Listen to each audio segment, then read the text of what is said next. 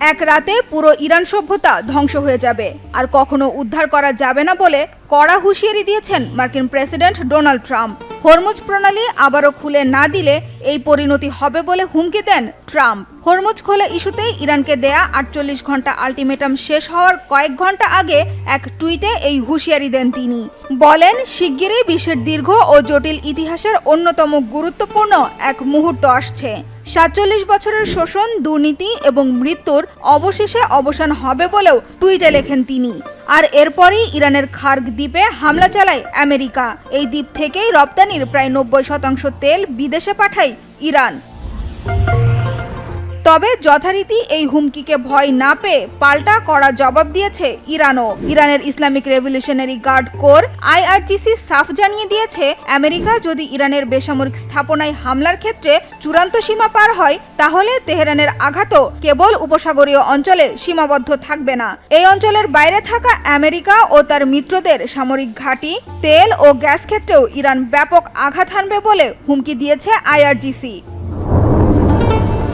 এর আগেও এক রাতেই ইরান গুড়িয়ে দেওয়ার হুমকি দিয়েছিলেন প্রেসিডেন্ট ট্রাম্প। হরমুজ প্রণালী খুলে দিয়ে সমঝোতায় আসতে ইরানকে পঞ্চম দফায় 48 ঘন্টার সময় বেঁধে দিয়েছিলেন। তবে সেই হুঁশিয়ারিকে উপেক্ষা করে রীতিমতো তা নিয়ে হাসি তামাশায় মেতেছে ইরানিরা। কখনো বলছে হরমুজের চাবি হারিয়ে গেছে, আবার কখনো বলছে চাবি বন্ধুদের জন্য রাখা আছে। খুব শিগগিরই ট্রাম্পের আলটিমেটামের সময় শেষ হয়ে আসলেও তা নিয়ে যেন কোনো মাথা ব্যথা নেই ইরানের। ফলে প্রশ্ন উঠেছে, আলটিমেটামের সময় শেষ হলে কি করবেন ট্রাম্প? হুমকি অনুযায়ী কি ইরানের সভ্যতা গুড়িয়ে দেবেন, নাকি সময় বাড়িয়ে আবারও হুঁশিয়ারি দেবেন? বিশ্লেষকরা বলছেন, এই অবস্থায় জটিল পরিস্থিতির মাঝে রয়েছেন মার্কিন প্রেসিডেন্ট। ইরানকে এত কঠোর ভাষায় হুমকি দেওয়ার পর এখন যদি ট্রাম্প পিছু হটেন, তাহলে তার বিশ্বাসযোগ্যতা নিয়ে প্রশ্ন উঠবে।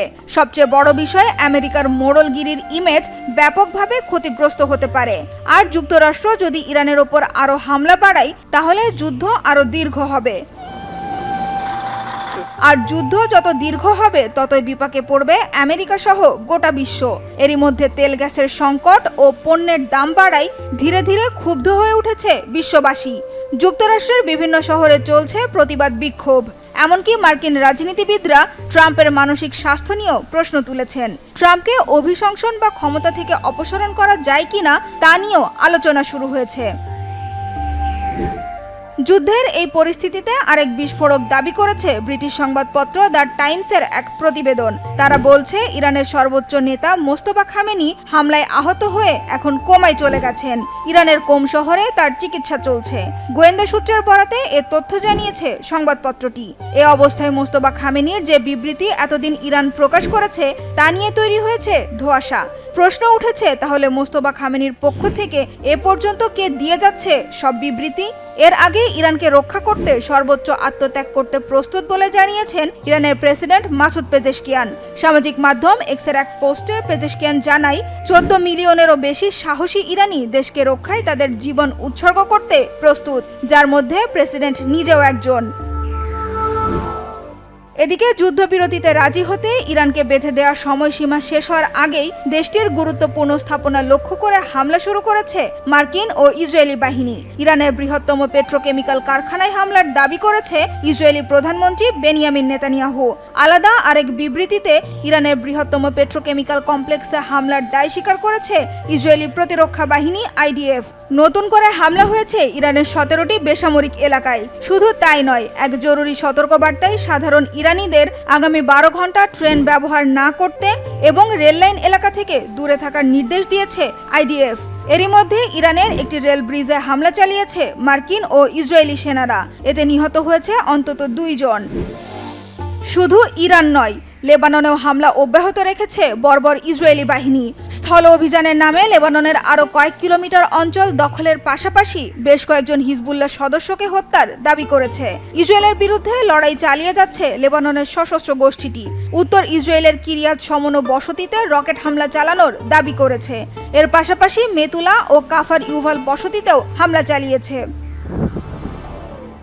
পাল্টা জবাব দিচ্ছে ইরানও। যুক্তরাষ্ট্রের একের পর এক বিমান ধ্বংসের পাশাপাশি ইসরায়েল ও মধ্যপ্রাচ্যের বিভিন্ন দেশের গুরুত্বপূর্ণ স্থাপনাগুলোতেও আঘাত হানছে ইরানি ড্রোন ও মিসাইল। গেল 5 এপ্রিল ইরানের ইস্পাহান প্রদেশে বিধ্বস্ত হওয়া মার্কিন বিমানের ভিডিও প্রকাশ করেছে দেশটির বিপ্লবী বাহিনী আইআরজিসি। ইরানের মিসাইলের আঘাতে উত্তর ইসরায়েলে আহত হয়েছে অন্তত 3 জন।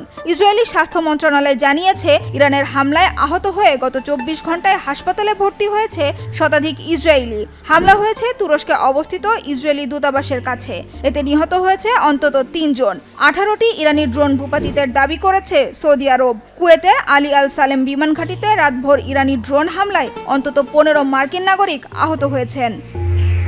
সানজিদা ইসলাম তন্নি, বাংলা ভিশন, নিউজ ডেস্ক।